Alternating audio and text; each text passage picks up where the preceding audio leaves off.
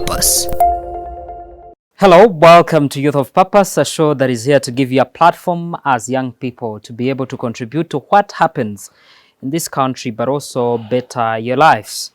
Now, this season, we've seen a lot of rains, and previously we were having a lot of actually droughts, both here in Uganda and in East Africa generally.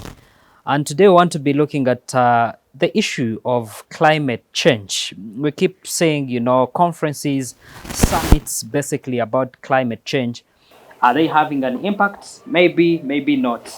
But today we want to be able to start from the ground. What can you be able to do from where you are?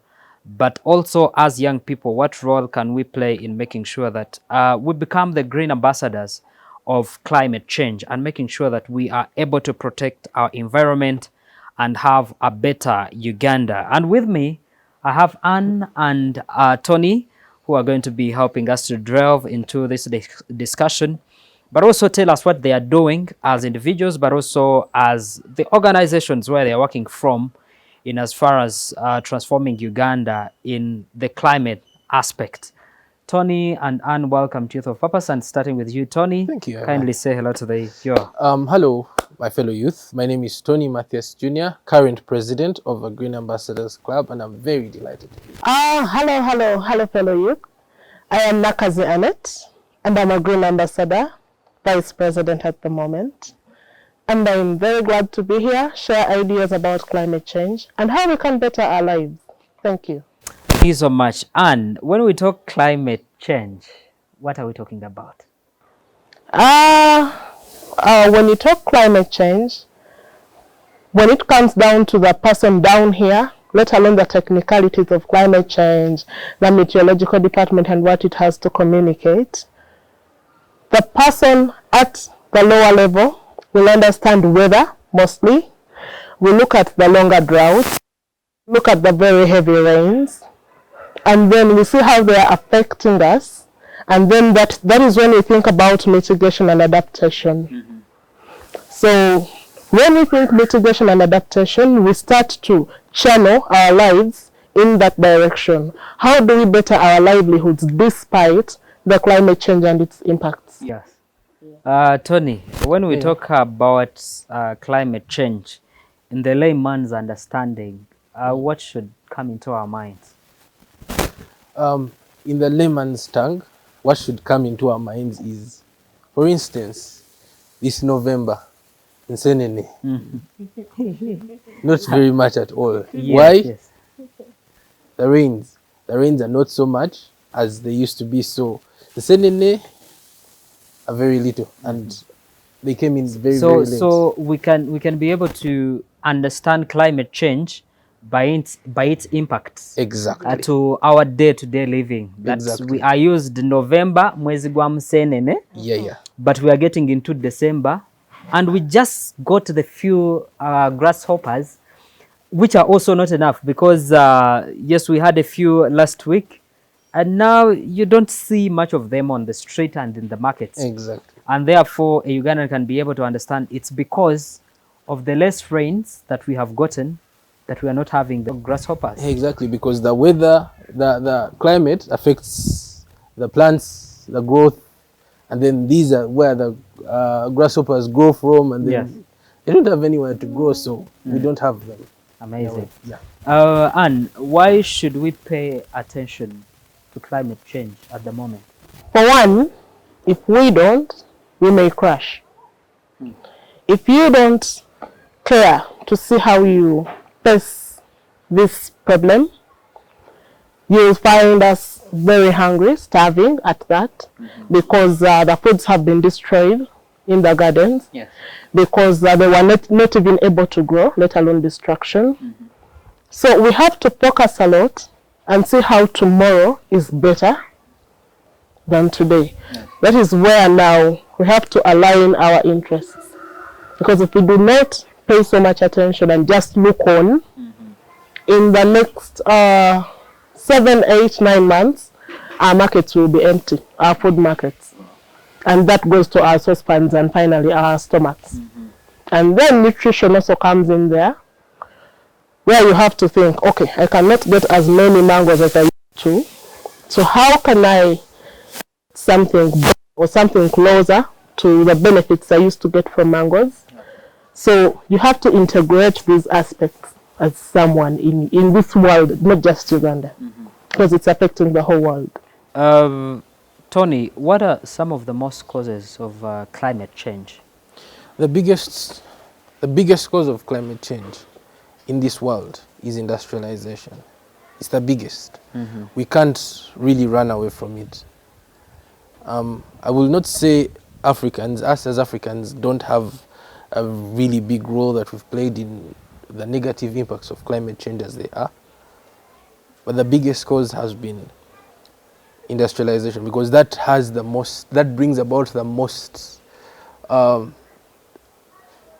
degradation when it comes to you air understand pollution the biggest cause you're talking about is also the biggest driver of development for countries. So what we should focus on mostly is trying to do everything. Like when we're going for, say, to set up factories, let us look for ways we can set up these factories without polluting the air. Let us look for ways we can set up factories that don't produce a lot of plastic. I mean, I'm growing mushrooms. Why not use something that is reusable rather than plastic bags? If we go that direction, we still have industrialization, but we don't affect the world as it is. I'm not saying industrialization is not good. It's among the SDGs. We just have to think of it in a way that it doesn't affect the grandchildren that we're expecting to get. Oh. Yeah. And that comes to the incorporation of basically climate impact assessments in all that we do. If you're going to set up a factory, even if it's in a wetland, can you do social and environment impact assessment by NEMA, such that you're certified to confirm that the place where you're going to set up the industry or the activities you're going to do are not going to be hazardous to the environment, but also to the people who live in that environment? And why we're having this set for you people who are watching is to show you how we can be able to use whatever we have and save the environment. This is a space where the offices of Green Ambassadors is, and it's just sitting on about 100 by 100, but we have a chance to have this green in our background, and you can be able to also see the chicken right here enjoying. So that's biodiversity. We can all be able to coexist with the environment, but also be able to do all the other works that we can. So it doesn't hurt for you to use your balcony to set up something. They can be spices, they can be flowers, but something that you know is going to be green and be able to serve the environment. And it makes a whole lot of sense. And how bad is the environment and climate change impact here in Uganda? And if nothing is done, how bad can it go? We take action early enough and right action, that said. But if we do not take action, we are going to crash. I was in Soroti last week, and I realized despite the heavy rains that we are seeing in Kampala at the moment, Yes. Soroti is pretty dry. Well. The maize cobs are very tiny and they are drying up. So what happens? We don't have to just look at what we can see now. And let us look out there, because you'll find that not all the food that we consume comes from Kampala. So you also have to look at those other areas and how are they coping. Let's drought-resistant species coming on board. Though, as we are having them, we should look at their health impact. Because sometimes people think of going with chemicals and all, but eventually they have the synthetic impact on our health. So it is quite a lot when it comes to getting a better environment despite the climate change. People are running to pesticides, they are running to some of these other inorganic manures that, despite the drought, have your beans come through. But at the end of the day, there is diseases that are coming. There are cancers that we don't want to see. And they are also depleting the quality of the soil. So we have to be very mindful, take the right action, and take it immediately. You talk about, the pesticides and whatsoever, using them when they are organic. Are those options available? Because I'm looking at someone who is going to go commercial. Someone is doing a square mile of a farm, 100 acres. Can we be able to have organic fertilizers, for example, organic pesticides that can be able to serve on that a large scale? Yeah, definitely. Look at organizations like Root Zone. Root Zone has this project, biofertilizer, where they work with only organic fertilizers. They produce these fertilizers on large scale. The common practices that we can have for a common person in order to be able to, protect the environment and put climate change in consideration in our day-to-day life. For one, we can look at agroforestry with tree species that have benefits to the soil and feather shed, and sometimes even fruit. So you're benefiting the soil for the other crops that you're growing. This is an agroforestry. And then you're harvesting your fruit, either for sale or for home consumption. That is improvement in nutrition. And there is something bigger on your plate. So that is one. And then the other, even if you've not gone agroforestry, you could choose to, there are people who have a lot of land, they've been fortunate, you can have a forest there. As someone has constructed a factory somewhere, for you, there are these trees that are capturing carbon. Amazing. Tony, you want to come in? Yeah. For instance, I have this this thing that I do every single year on my birthday. I either plant a tree or give out trees. I like giving out trees a lot. So as other people invite their fellows to go eat, celebrate and stuff, I don't get time to celebrate my birthday because it's a public holiday. Wonderful. Let's go in for a break. We'll be coming back with Tony telling us what exactly he does. That as an individual to protect the environment and also make sure that he's, putting climate change in consideration in almost everything that he does. We're going for a break. We'll be right back. Welcome back. You're still watching Youth of Purpose here on UBC TV. I'm Ivan Tumkunde, and today I'm hosting Anne and Tony. We are discussing youth leading environmental change. What is the role of us as the youth in making sure that we protect the environment? And Tony, as we went into the break, you're telling us what you're doing as an individual to protect the environment. Sure.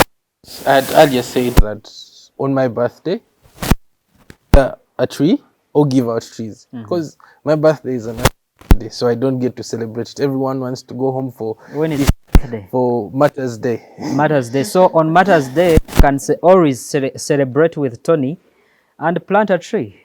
And what do you do individually to put a break in protecting the environment? I have personally had a lot of interest in the field of waste management. And in this, it goes down to my family at home.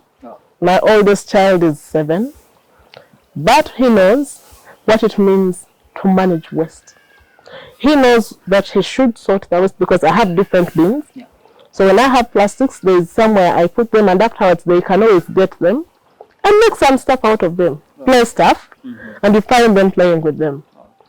So every time I get the chance to interact with someone, and I realize that they have this problem on waste management, because I know its impact on the environment. It is quite hot. So I make sure that I make them understand in depth. The other problem we have in Uganda, especially with the youth, they're not so much informed about the impact of our activities to the environment. Why? Most of them have not been feeding directly from the environment. Most of them. And very few have been using. Find that there are some youth in villages where I have traveled, and they are making bricks, which is good for business. They're earning an income. They're chopping a lot of trees. So we need to make this awareness in depth. Every time you get the chance, don't wait for a workshop. Yeah.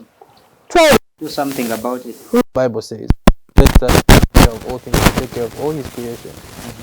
Then why not preserve the world? Because this world is all his creation.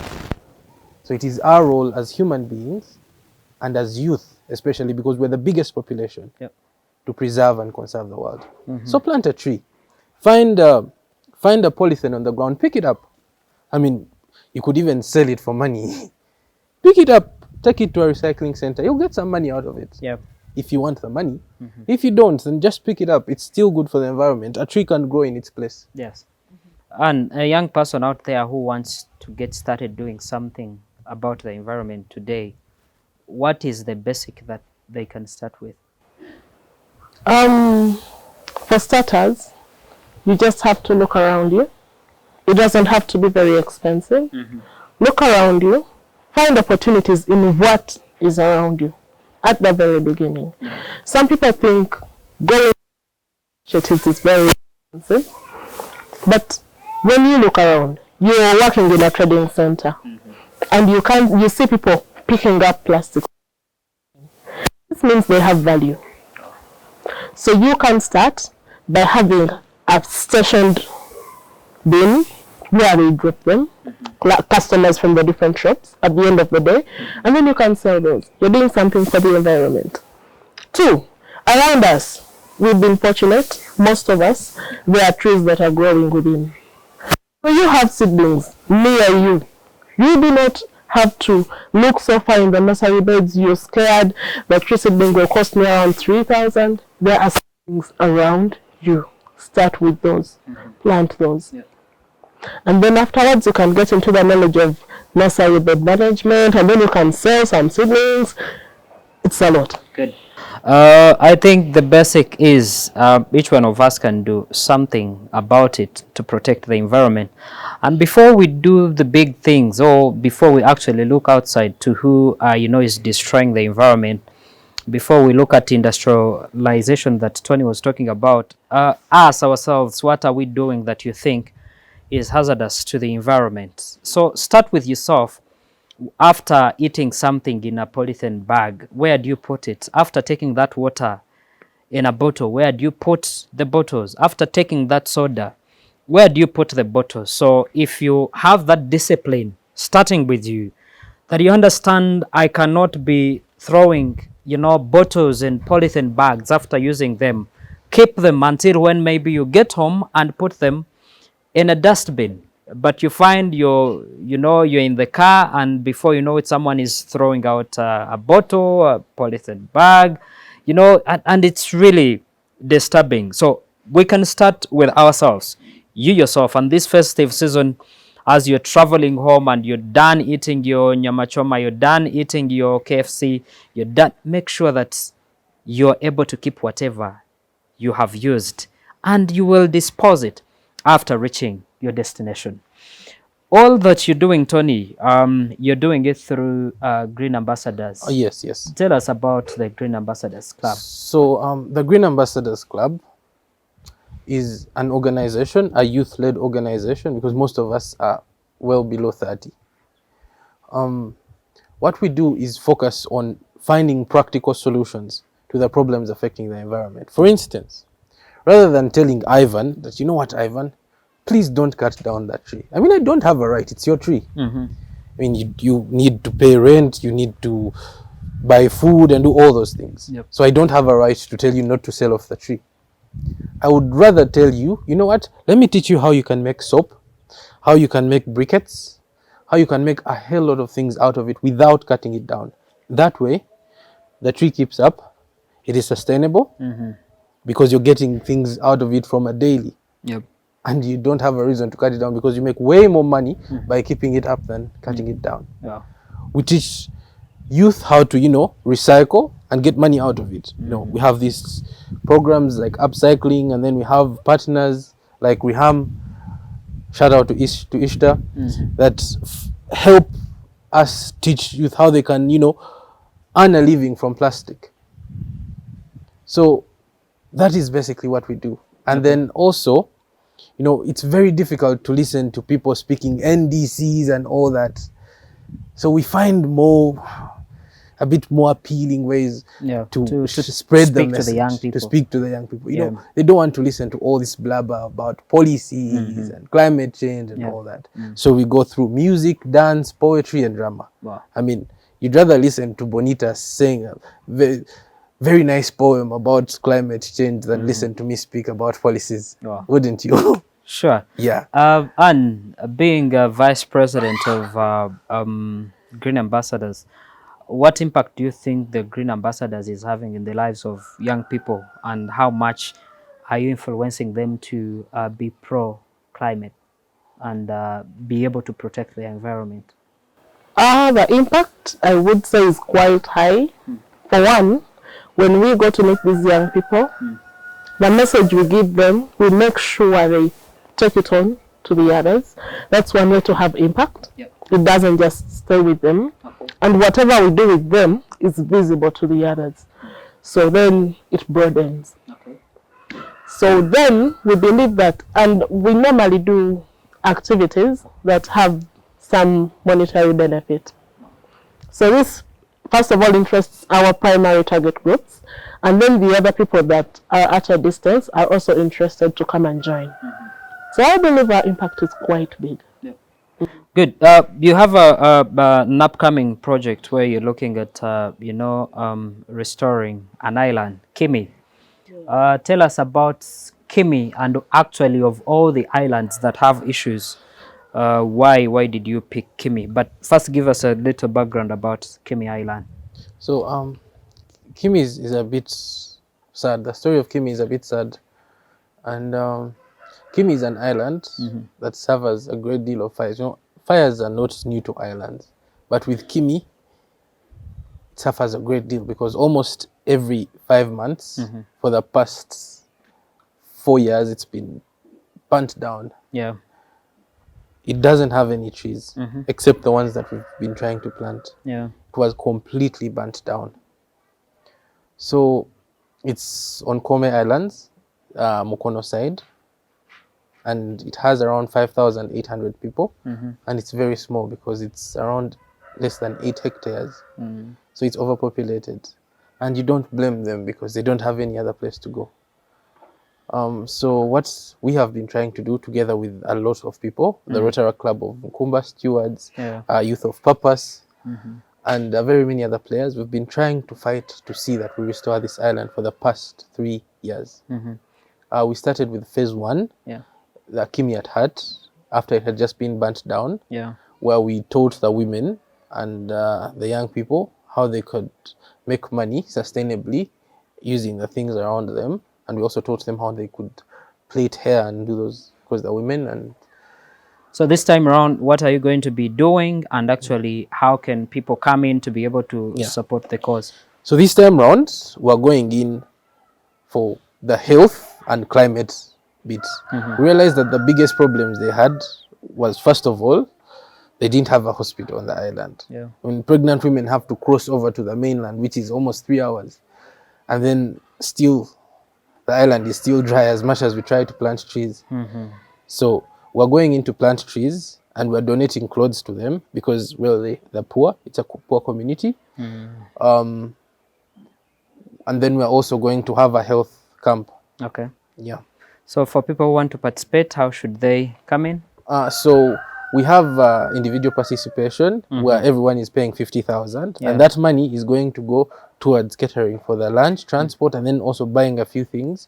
But we also welcome clothes, food stuff, medical supplies from anyone that can help out. Okay, thank you so much, Tony and Anne, for being part of today's episode. I do believe people who can be part of that cause can be able to reach out to you and support in all the ways that they can be able to, for the cause of protecting the environment, but also saving the people of Kimi Island.